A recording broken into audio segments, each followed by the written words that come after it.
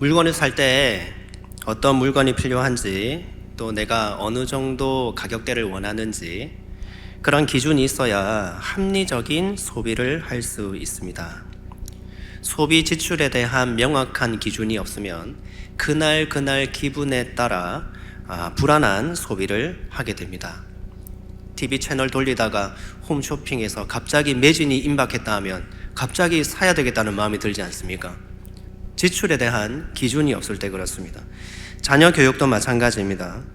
자녀 교육에 대한 분명한 철학이 있고 기준이 있는 부모는 자녀의 성향과 적성을 고려해서 꼭 필요한 것을 가르치고 경험시켜 줍니다.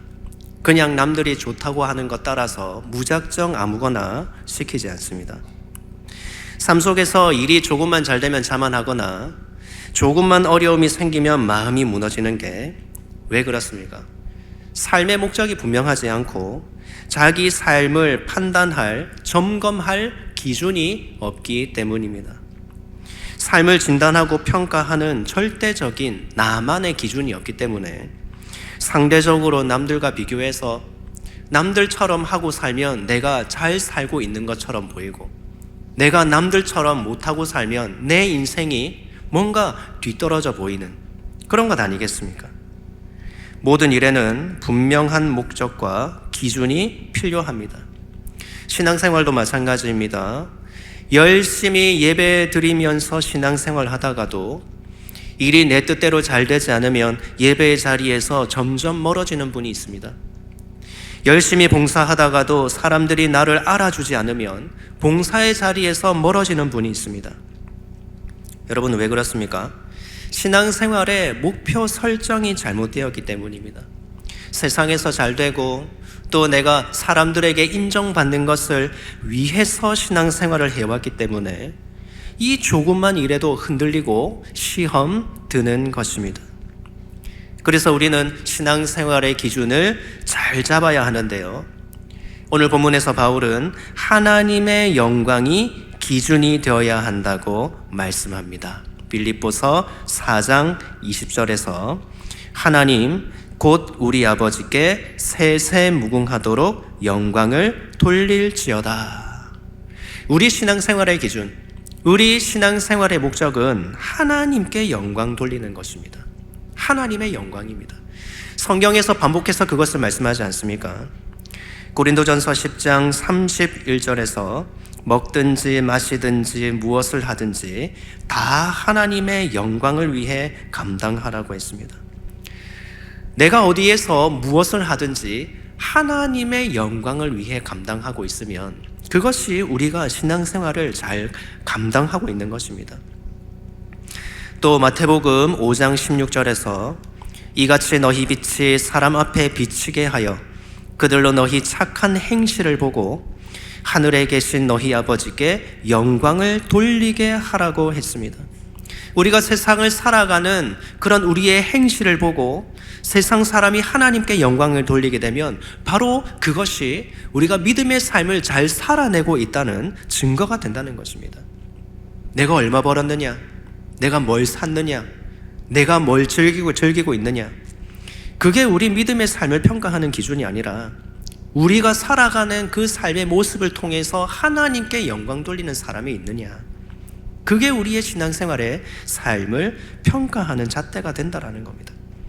그런 관점에서 웨스트민스터 소요리 문답 제1문에서 사람의 제일 되는 목적을 무엇이라고 합니까? 사람의 제일 되는 목적은 하나님을 영화롭게 하는 것과 영원토록 그분을 즐거워하는 것입니다. 우리가 믿음의 삶을 살아가는 최고의 목적은 하나님을 영화롭게 하는 것, 하나님께 영광 돌리는 것입니다. 특별히 우리가 주의 몸된 교회에서 여러 사역들을 감당하고 있는데요, 예배를 섬기고 찬양을 섬기고 방송, 사랑방, 전도, 또 교육부서의 교사, 주방, 구제, 안내 등등의 우리가 감당하는 사역들이 다양합니다. 그런 다양한 사역들 가운데 우리가 동일하게 추구해야 하는 목적은 하나님께 영광 돌리는 것입니다. 우리가 어떤 사역을 감당하든지 하나님께서 찬양 받으시도록, 우리의 사역을 통해 하나님께서 영광 받으시도록 해야 하는데요, 그러면 하나님의 영광을 위해 사역을 감당하려면 우리가 어떻게 해야 하겠습니까? 하나님의 영광을 드러내는 사역이 되려면 어떻게 해야 하는지 오늘 본문을 통해서 하나님께서 우리에게 주시는 교훈을 함께 묵상하겠습니다. 첫째, 지금 해야 합니다. 하나님께 영광 돌리는 사역을 감당하게 하려면 지금 순종하고 지금 헌신해야 합니다. 오늘 본문 빌립보서 4장 13절 말씀을 함께 읽겠습니다. 시작. 내게 능력 주시는 자 안에서 내가 모든 것을 할 수 있느니라. 아멘. 바울은 주님 안에서 내가 모든 것을 할 수 있다고 선포합니다. 내가 모든 것을 할 수 있다라는 건 사실 조금 교만하게 보일 수도 있습니다.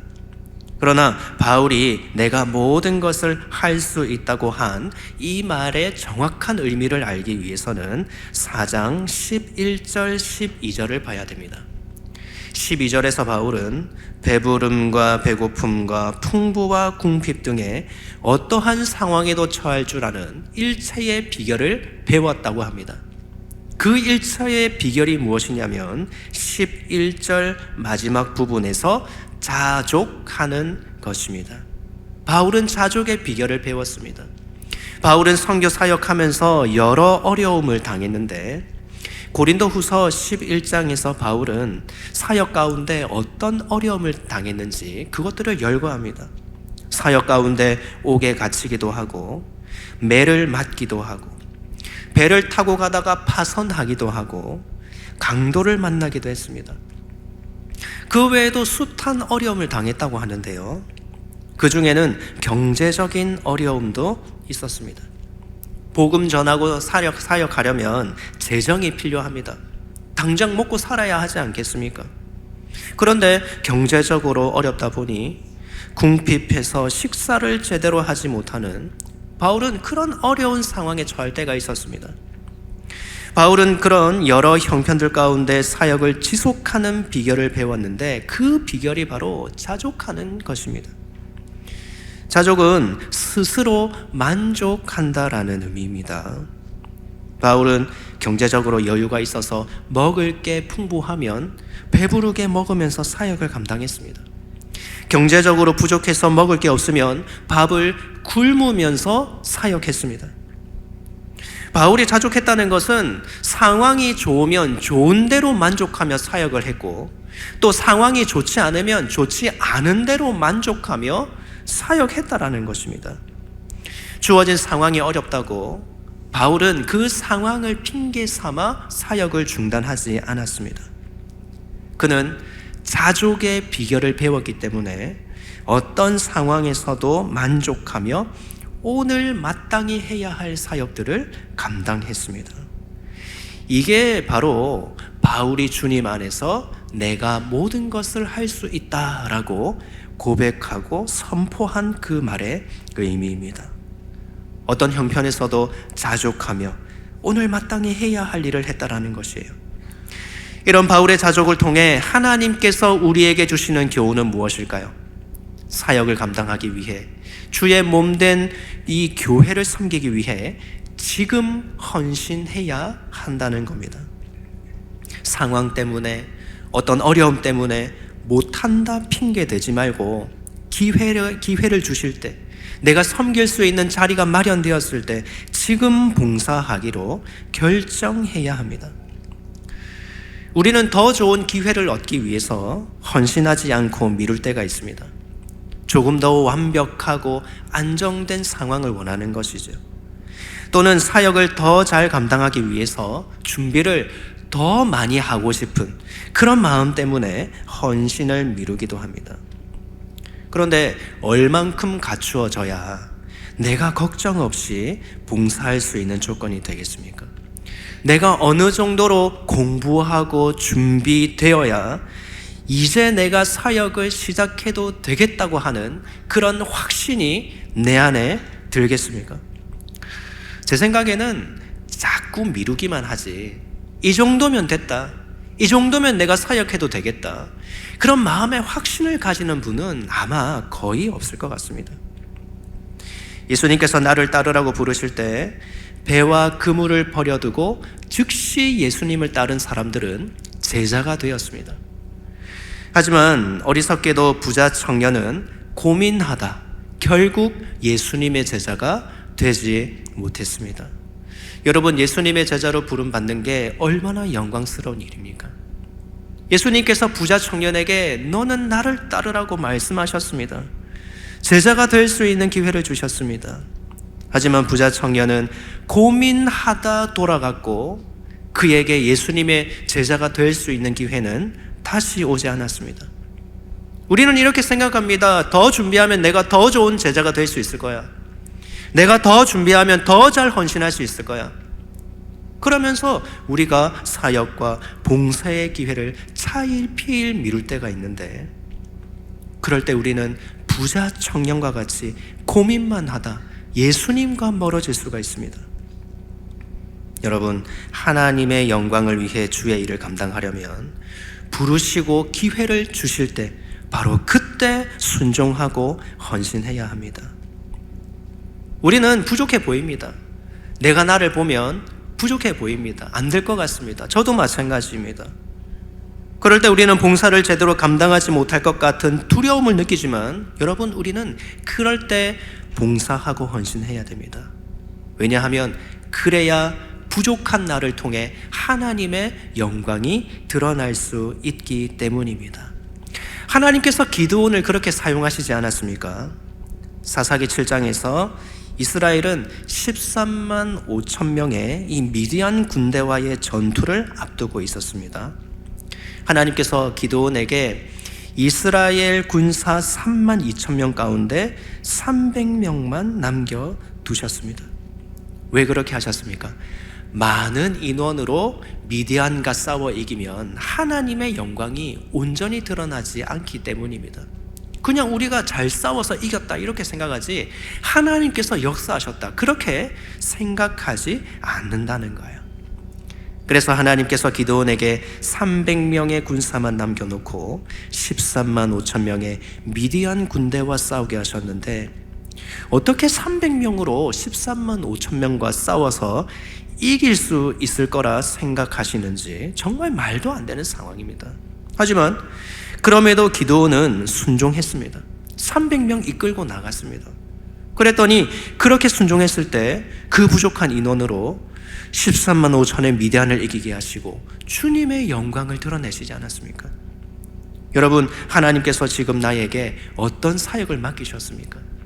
내년 교회 봉사를 준비하는 가운데 나에게 어떤 마음의 감동을 주고 계십니까? 300명 같이 부족한 내가 감당해야 할 일이 13만 5천과 같이 거대할지라도 나를 부르신 그 하나님을 바라보고 지금 헌신하실 수 있기를 바랍니다. 우리는 부족하기 때문에 헌신했을 때 더욱 하나님의 영광을 드러내게 될 것입니다. 하나님께 영광 돌리기 위해서는 첫 번째, 지금 해야 합니다.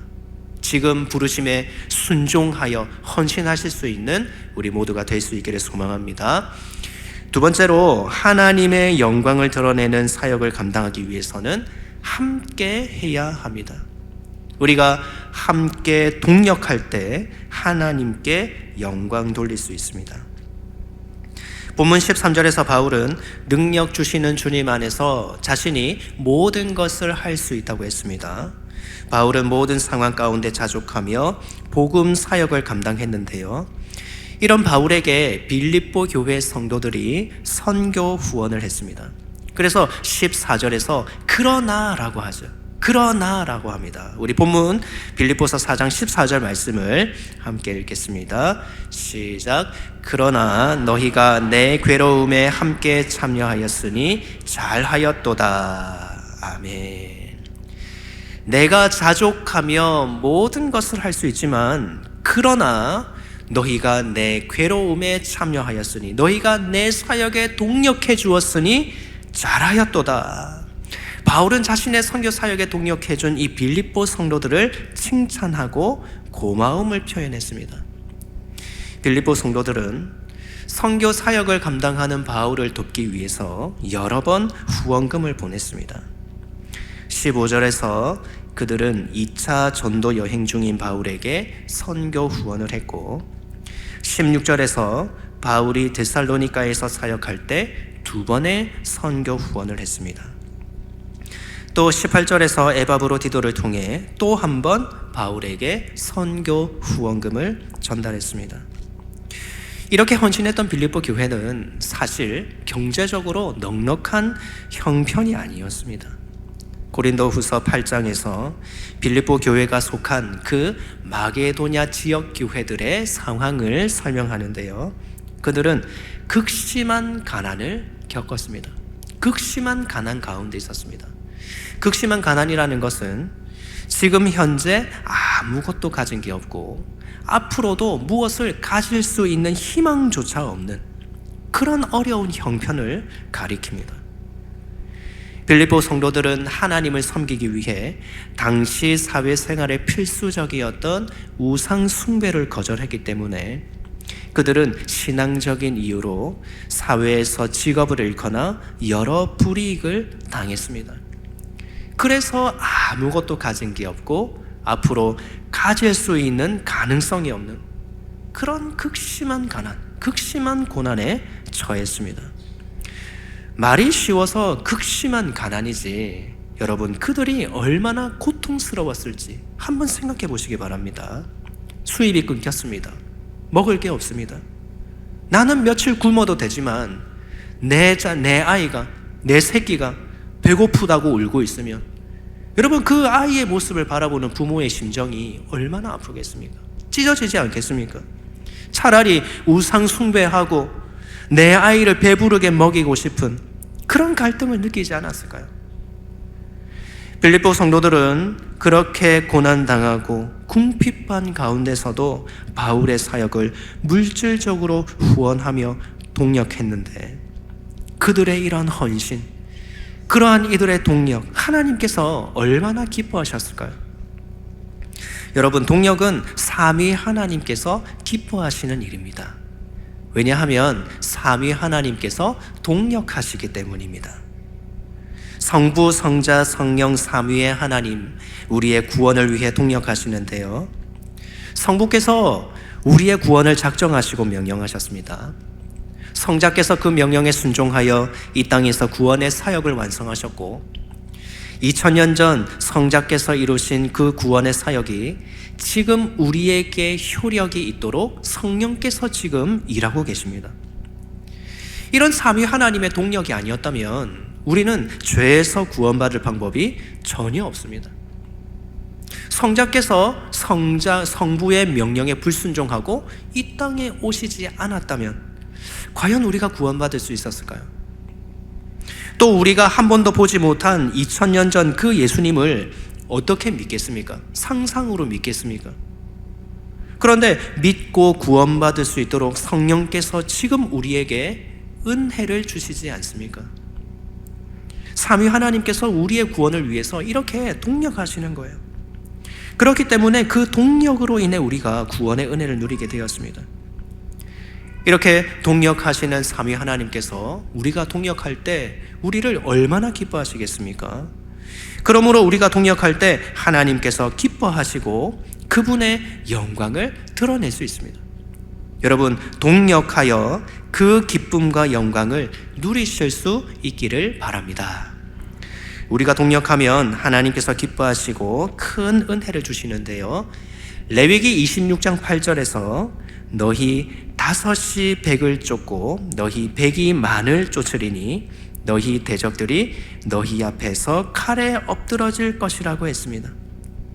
5명이 힘을 합치면 그의 20배인 100명을 이기게 하시고 100명이 힘을 합치면 그의 100배인 10,000명을 이기게 하십니다. 5명이 동력하면 20배를 감당하게 하시고 100명이 동력하면 100배를 감당하게 하십니다. 20배, 100배의 은혜를 주십니다. 성도들이 더 모이고 함께 할수록 더 많은 은혜를 주시는데요, 그만큼 하나님께서 우리의 동력을 기뻐하신다는 거 아니겠습니까? 밥도 혼자 먹으면 무슨 맛이 있습니까?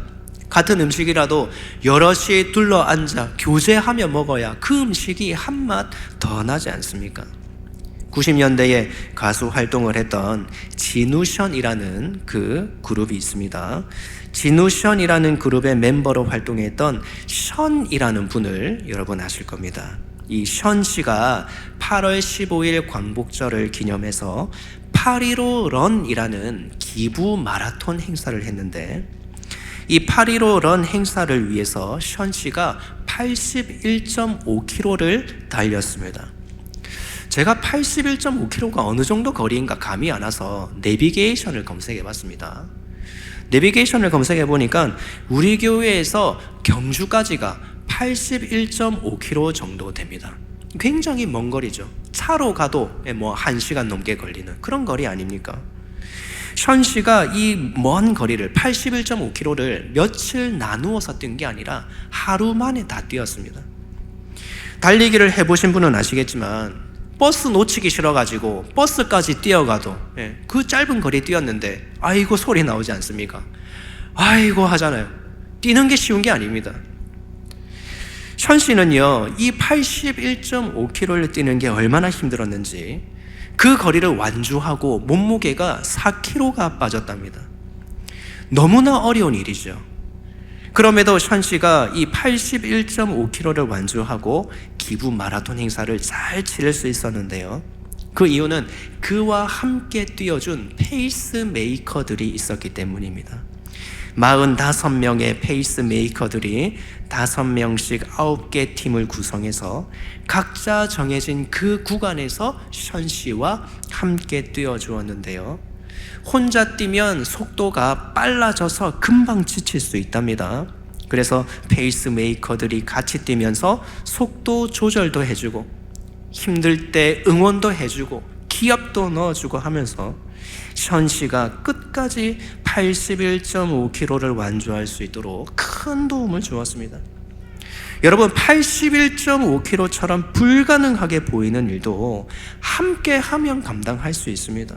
합심하여 기도하고 동력하면 서로 붙들어주면 하나님께서 20배, 100배를 감당할 수 있는 은혜를 주십니다.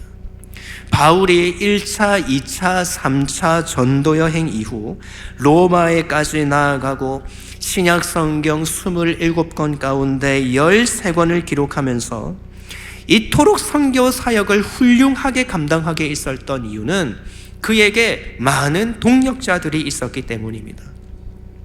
로마서 16장에서 바울은 36명 이상의 동력자들의 이름을 열거하는데요. 오늘 본문에서도 자기의 선교 사역에 함께 해준 빌립보 성도들을 칭찬하며 고마움을 표시하지 않습니까? 바울 혼자 사역했다면 이런 훌륭한 선교 사역의 결과를 얻기 힘들었을 겁니다. 동력자들과 함께 짐을 나눠지고 함께 기도하고 함께 헌신했기 때문에 바울은 혼자서는 할 수 없는 20배, 100배의 귀한 선교 사역의 열매를 맺은 것입니다. 그래서 에베소서 2장 22절의 말씀과 같이 교회는 함께 세워져 가는 곳입니다. 교회는 혼자 세우는 게 아닙니다. 성도님들 가운데 정말 뛰어난 은사를 가지신 분이 있죠. 정말 리더십 있는 분이 있고 정말 성실하신 분이 있습니다. 그러나 그렇게 뛰어나고 성실하고 리더십이 있다 해서 혼자 총대 메고 모든 일을 다 하는 게 그게 합당한 교회의 모습이 아닙니다. 하나님께서 거하시는 처소가 되기 위해 모든 성도가 그리스도 안에 함께 세워져 가는 곳이 바로 하나님께서 세우신 교회입니다. 교회는 하나님 나라를 위해 함께 동력하며 함께 주의 일을 감당해야 합니다. 그럴 때 하나님께서 기뻐하시고 하나님께 영광 돌릴 수 있게 되는 것입니다. 그런 관점에서 우리 각자가 교회에서 감당해야 할 일이 있습니다. 빌립보 성도들이 극심한 가난 속에서도 바울의 선교를 위해 헌신했던 것처럼 아무리 힘들고 어려워도 주의 몸된 이 교회 가운데에서 내가 섬길 게 있습니다. 주일에 제가 우리 교회 교육 부서들에 가보니까 어린 학생들과 청년들이 너무나 잘 섬기고 있더라고요. 각자 부서에서 예배 찬양을 섬기고 방송을 섬기고 안내를 하고 또 교사로도 섬기고 그렇게 교회 곳곳에서 청년들과 학생들이 얼마나 잘 섬기고 있는지 모릅니다. 청년들과 학생들이 아직 젊고 철도 없고 부족한 것 보이지만 그들도 얼마든지 섬기고 봉사할 수 있습니다. 여러분, 경제적인 형편이 어려울 수 있습니다. 남들과 비교해서 내가 세상 경력이 부족할 수도 있습니다. 그러나 주님 보시기에 내가 섬길 게 있습니다. 우리 각 사람은 부족하지만 그런 우리 한 사람 한 사람이 마음을 모으고 함께 동력하면 하나님께서 20배, 100배의 은혜를 주시고 주의 일을 능히 감당하게 하십니다. 하나님께서 저를 사직동 교회로 불러주시고 주의 나라 위해 동력하게 하셨는데요, 사직동 교회에서 함께 섬기는 가운데 이런 동력의 기쁨과 은혜를 충만히 누릴 수 있기를 소망합니다. 여러분, 오늘 주신 말씀대로 지금 헌신하시고 함께 동력하실 수 있기를 바랍니다. 그래서 하나님께 큰 영광 돌리는 우리 모두가 될 수 있기를 주님의 이름으로 축복합니다.